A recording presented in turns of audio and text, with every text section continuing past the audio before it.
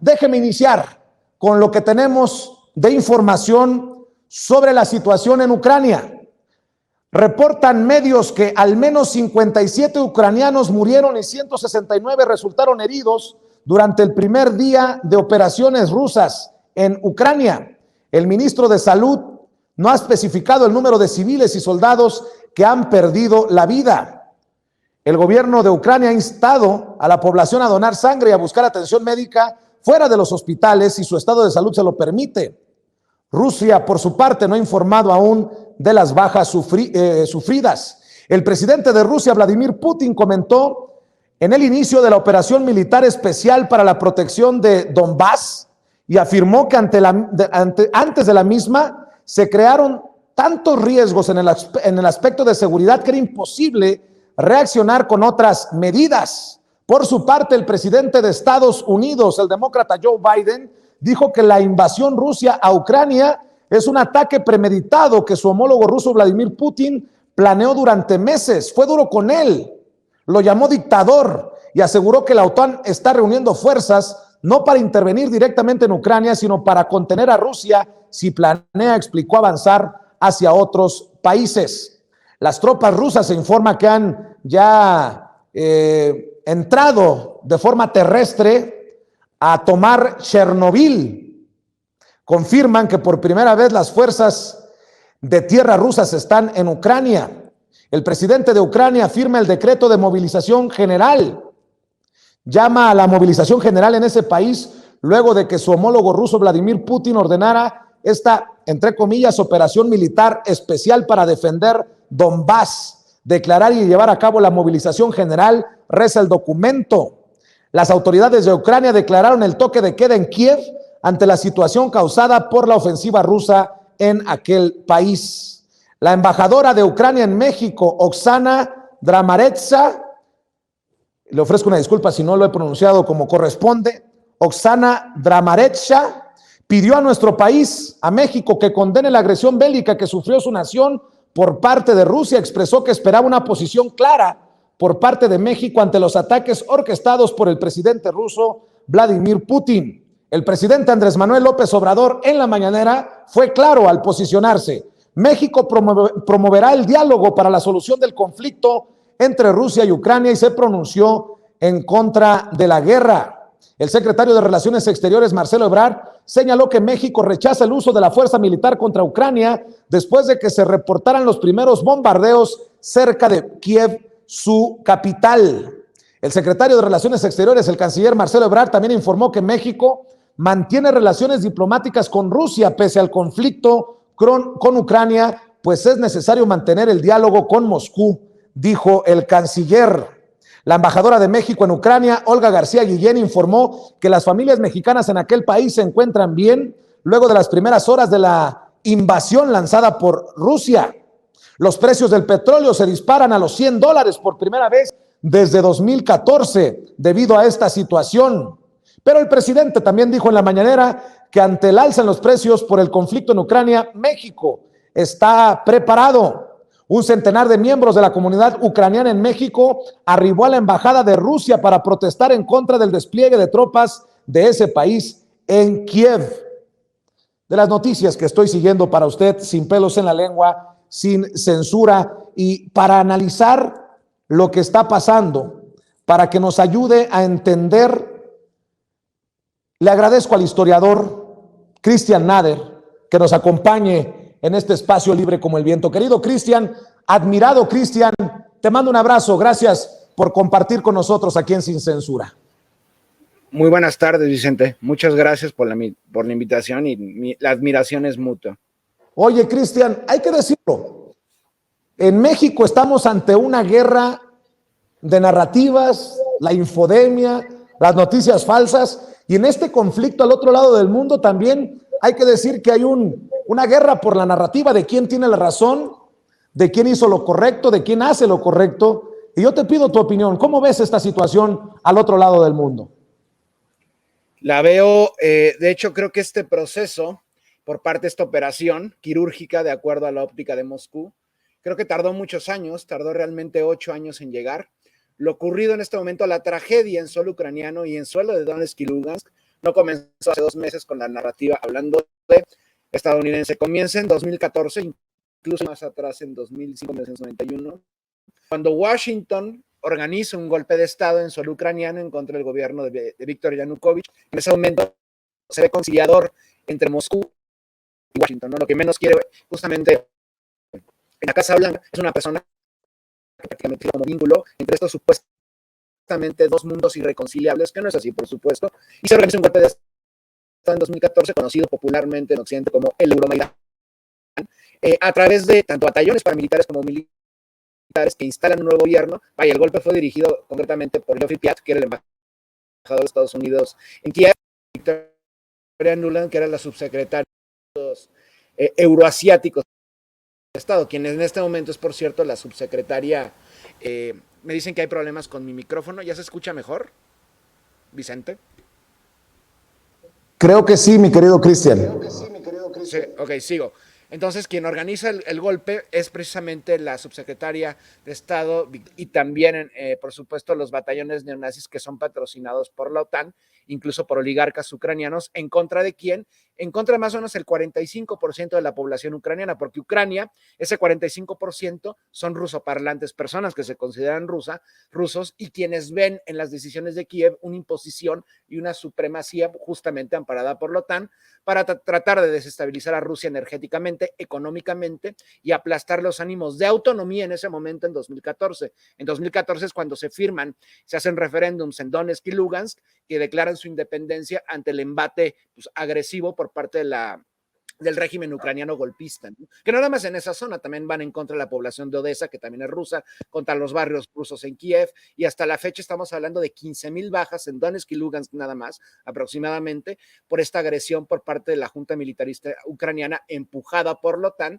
que por cierto también lo que intenta hacer desde hace 2 meses, pero muy en específico en las últimas horas, es ignorar y desmemorizar al pueblo, de justamente todo este proceso que ha ocurrido desde 2014, ¿no? Que por supuesto Putin espera muchísimo tiempo y esperando que justamente Ucrania, el gobierno ucraniano, reconozca los protocolos que se firmaron en Kiev.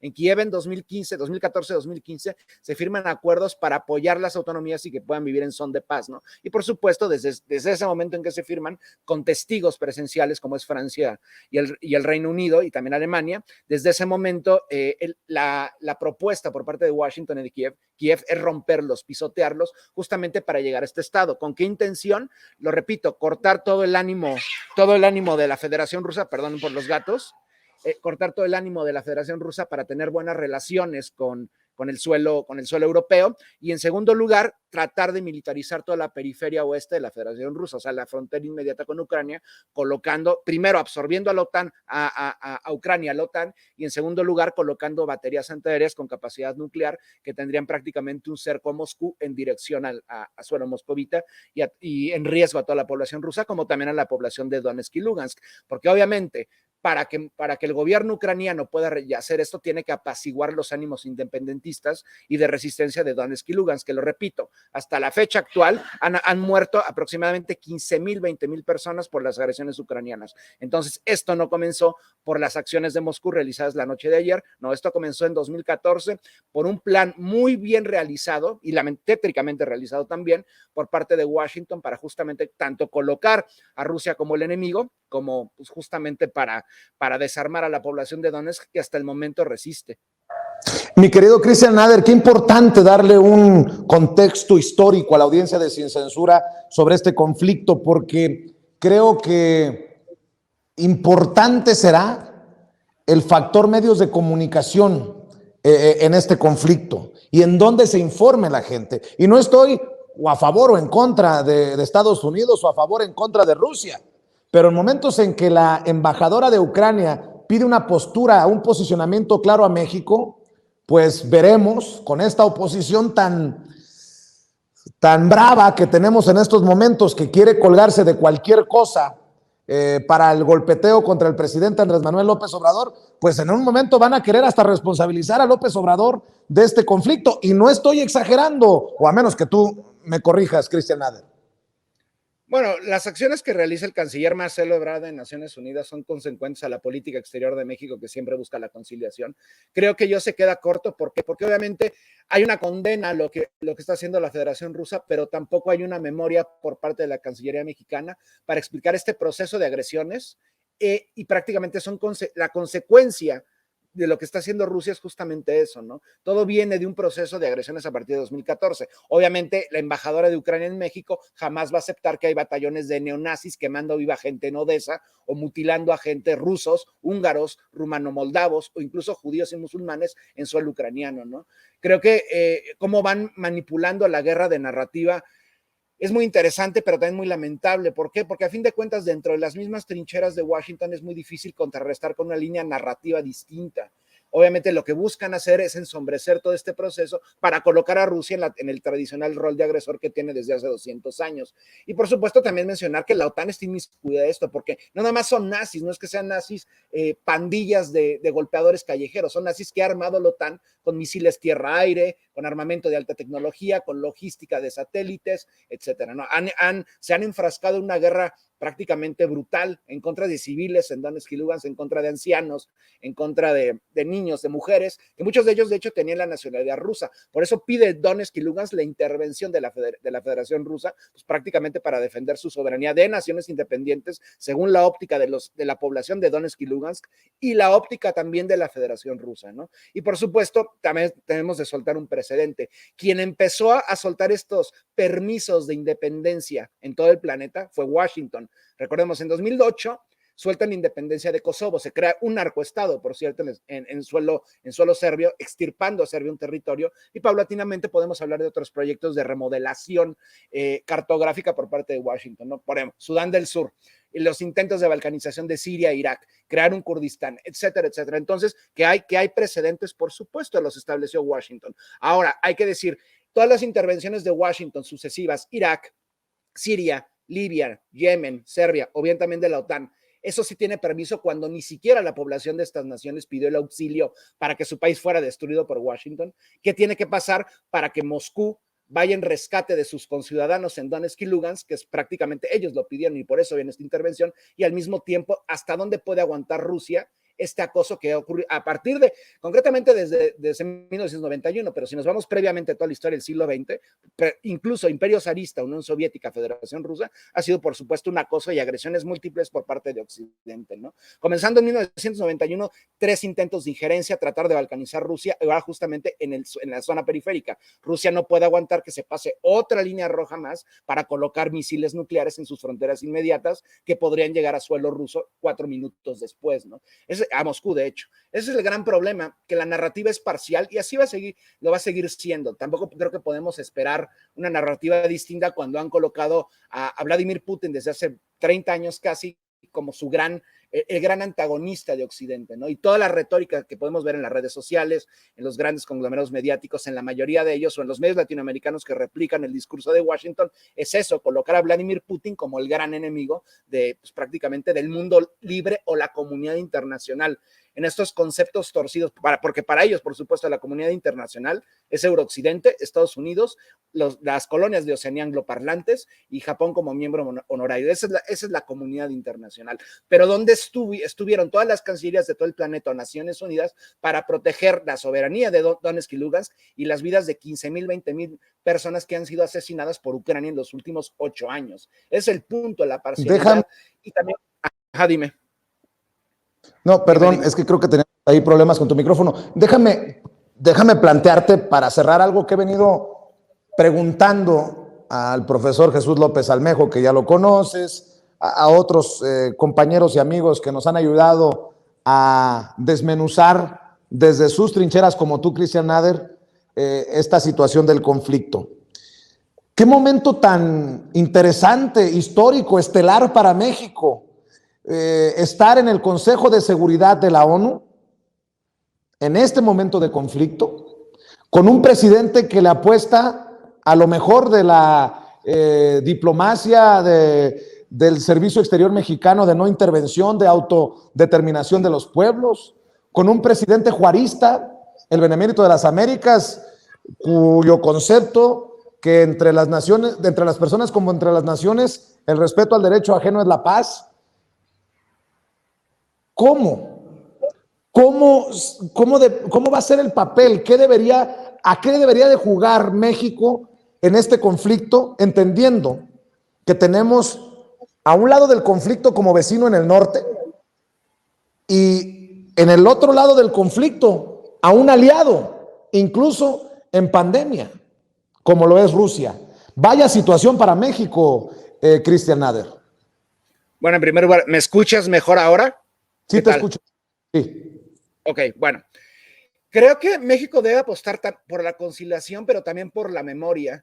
Y no más que una imparcialidad, creo que la mejor neutralidad es partir de los hechos, a partir de la verdad y los procesos. No quedarse en los hechos más bien, sino extenderlos un proceso ya largo de agresión.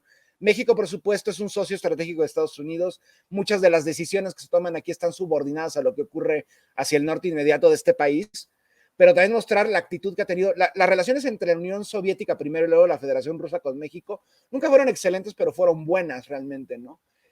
Creo que yo a partir de esa premisa podemos considerar que México debe hablar con la verdad y aprovechar estos foros dentro de Naciones Unidas, del Consejo de Seguridad, justamente para mostrar que este proceso es mucho más complejo y mucho más largo y mucho más atroz. Porque, por supuesto, están colocando a la Federación Rusa como el agresor, cuando prácticamente lo que está haciendo la Federación Rusa es una reacción. Se ha pasado de 30 años de acciones defensivas de la Federación Rusa a una fase ofensiva ante la militarización inminente nuclear, por cierto, de sus fronteras, la paramilitarización, las agresiones económicas, etcétera, etcétera. Ahora bien, México tiene esa posibilidad como una parte que, a pesar de que esté inmiscuido en la doctrina Monroe estadounidense en este suelo latinoamericano, bien puede alzar su voz y, a partir de otras voces también, orquestar una narrativa que justamente extienda esto más allá del presentismo que dan los medios estadounidenses y el gobierno estadounidense. Porque, lo repito, este proceso que ha hecho incluso lo han aplicado a México. No hay mucha diferencia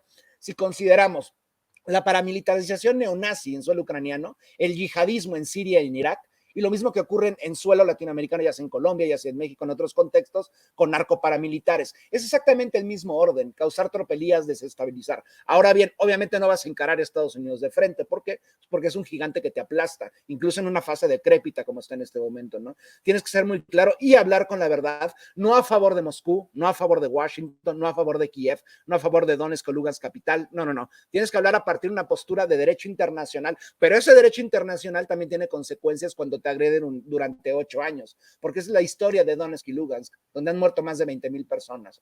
Tienes que respetar justamente la soberanía e independencia de los pueblos y los acuerdos de Minsk, que ese era el propósito justamente, ¿no? De respetar las vidas y la soberanía de Donetsk y Lugansk como autonomía, y posteriormente para su defensa a partir de 2014 ya como independientes. No nada más de esas zonas, porque también hay más gente de afiliación rusa étnicamente o lingüísticamente, o incluso gente que es antifascista en contra del gobierno de Kiev, que está muriendo fuera de esas zonas, en la zona de Odessa, en la zona de Kharkov, en la zona de Kiev. Estamos hablando de personas que han muerto constantemente, y la prensa, los gobiernos occidentales y por supuesto la OTAN, que está empujando a Kiev, no han dicho absolutamente nada. Vemos la ineptitud también de unas Naciones Unidas con un Antonio Gutiérrez que prácticamente se tiene que subordinar a los intereses de Washington, porque si no prácticamente le inventan un escándalo o prácticamente retiran y colocan un alfil mejor, ¿no? Entonces yo creo que es eso. México tiene la posibilidad de ser más que un mediador, prácticamente como un emisor de la verdad, o por lo menos no, dejar de invisibilizar los procesos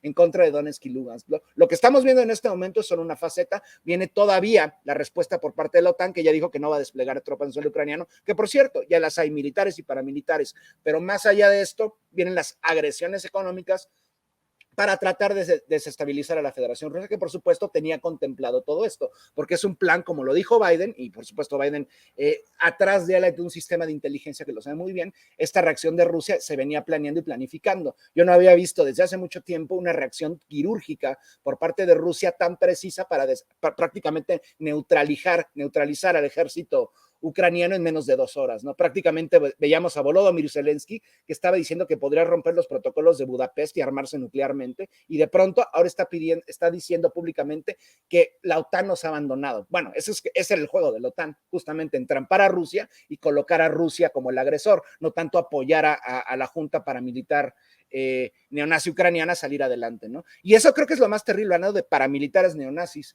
¿Cómo Volodymyr Zelensky, siendo de familia judío-ucraniana, o su mecenas, que es Igor Kolomoisky, también de familia judío-ucraniana, apoyan a paramilitares neonazis en suelo ucraniano? Creo que es el máximo ejemplo de cómo Washington puede tergiversar la historia y los hechos, porque prácticamente están manchando no nada más las relaciones con otras naciones, sino también pisoteando el legado de sus antepasados asesinados por colaboracionistas neonazis en suelo ucraniano durante los 40 durante la invasión de Alemania nazi, ¿no? Entonces, lo mismo con Polonia, un sujeto que mató a 150,000 judíos aproximadamente, es rehabilitado por la Junta Neonazi de Kiev, mientras el gobierno polaco, parte de la OTAN, al igual que Lituania, los arma hasta los dientes, ¿no? Creo que eso es lo que pasa principalmente, la falta de memoria en los organismos internacionales y el terror que le tienen a hacer frente a Estados Unidos. No, en este momento no era el momento de hacer frente a Estados Unidos, tuvieron 8 años para hacerlo, nadie lo hizo, dejaron sola a la población de Donetsk y Lugansk, y por supuesto el hartazgo ruso después de 8 años llegó al límite y de ahí vino la intervención.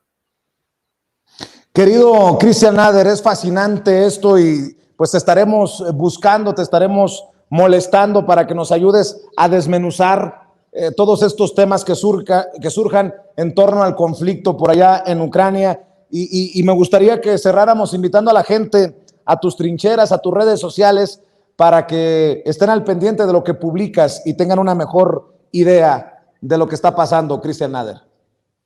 Bueno, si gustan seguirme, lo pueden hacer a través de mis redes sociales. Me encuentro como @exosapiens, ya sea en Twitter, en YouTube, o bien en los espacios que amablemente me invitan personas como Vicente Serrano, que por supuesto también suscríbanse a su canal en Sin Censura y a todas sus redes, ¿no? Muchísimas gracias. Gracias, mi querido Cristian Nader. Estamos al pendiente. Que pases excelente noche. Cuídate.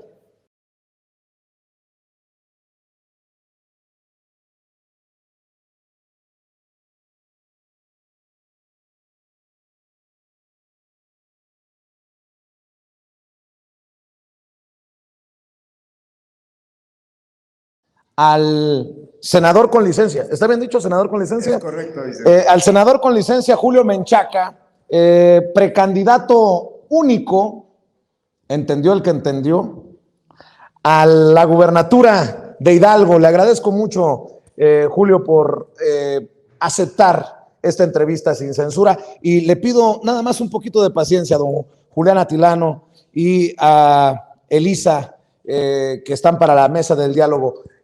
Sé que anda para arriba y para abajo, corriendo, pero es importante escuchar de personajes como usted, con experiencia legislativa, con historial político.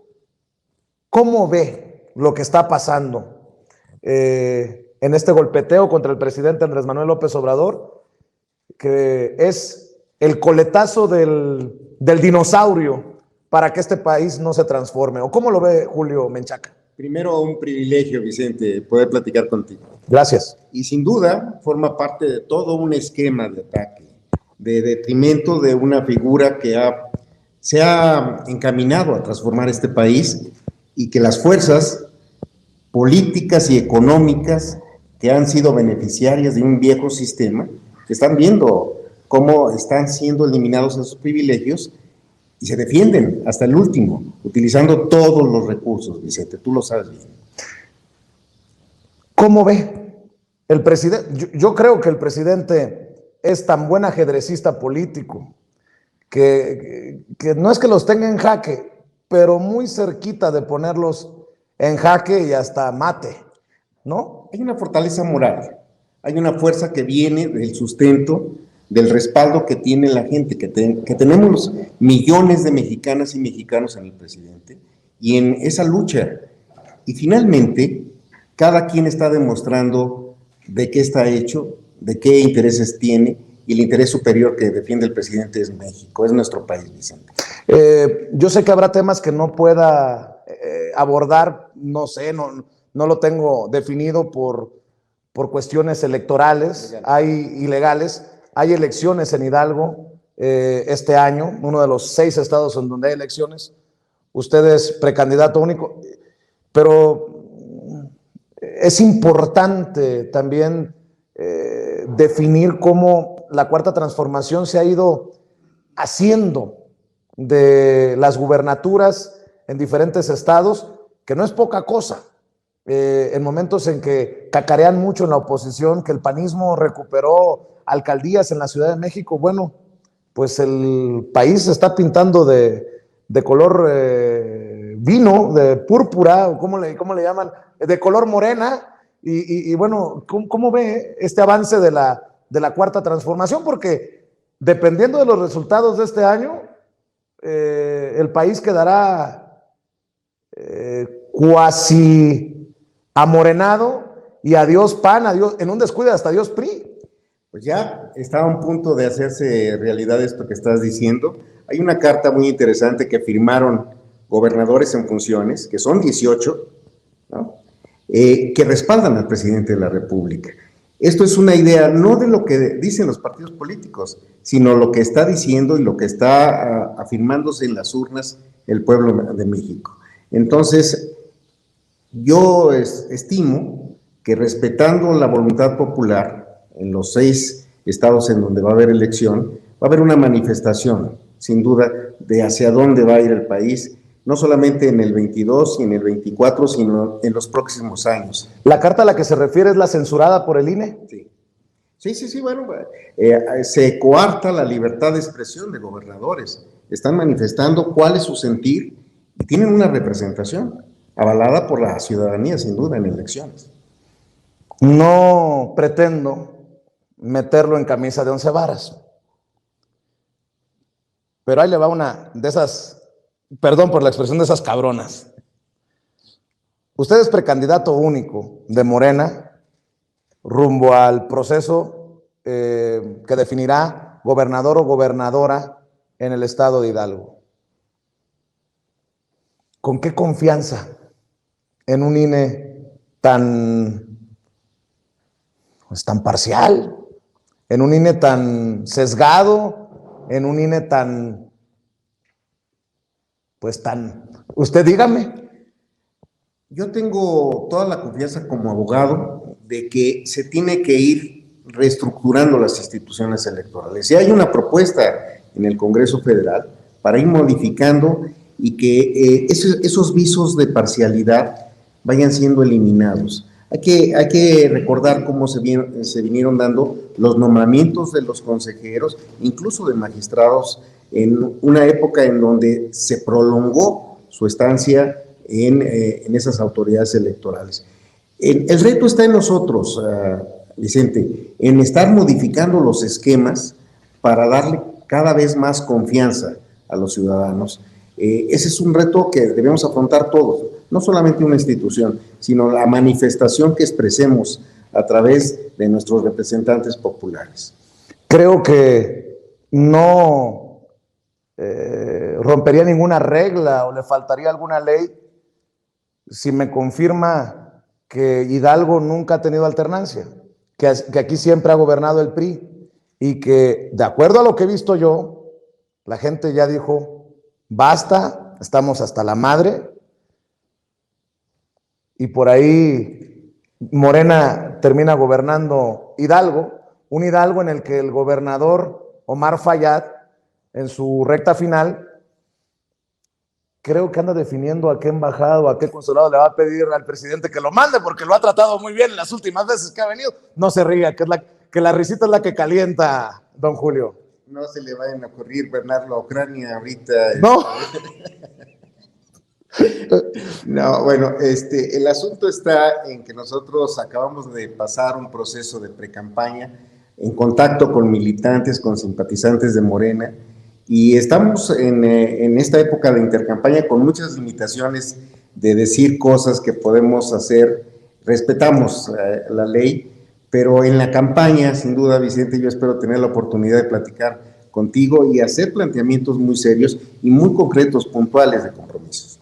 Pues espero que muy pronto podamos hablar del cochinerito que estarían dejando en el PRI después de tantos años, del proceso histórico, porque imagínense Hidalgo, el Estado de México, Coahuila el próximo año, y Oaxaca, y adiós PRI, adiós PRI. Pues yo le agradezco su tiempo, Julio Menchaca, senador con licencia, precandidato único de Morena, rumbo al proceso de elecciones aquí en Hidalgo, y ojalá que cuando se defina ya podamos hablar de todo y sin censura. De todos los temas. Muchas gracias. De verdad, un privilegio.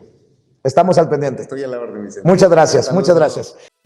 Amigos, amigas, regresamos en breve, pero mientras seguimos hablando sin pelos en la lengua, sin censura, usted puede suscribirse a nuestros 3 principales canales en YouTube. Sin Censura Media, en donde tenemos más de 1.600.000 suscriptores, Sin Censura TV, en donde tenemos más de 1 millón de suscriptores, y en Sin Censura Presenta, en donde queremos llegar muy pronto a los 100,000 suscriptores. Si usted ya está inscrito en Sin Censura Media, suscríbase en Sin Censura TV. Si ya está suscrito en Sin Censura TV y Sin Censura Media, suscríbase a Sin Censura Presenta. Recuerde que es gratis, no tiene que sacar un solo centavo de su bolsillo para apoyarnos. Dele clic en la campanita para que los señores y señoras de YouTube envíen las notificaciones cuando estemos transmitiendo en vivo y en directo o estemos subiendo videos. También nos puede seguir en Twitter en @Vicente Serrano y hasta en Instagram.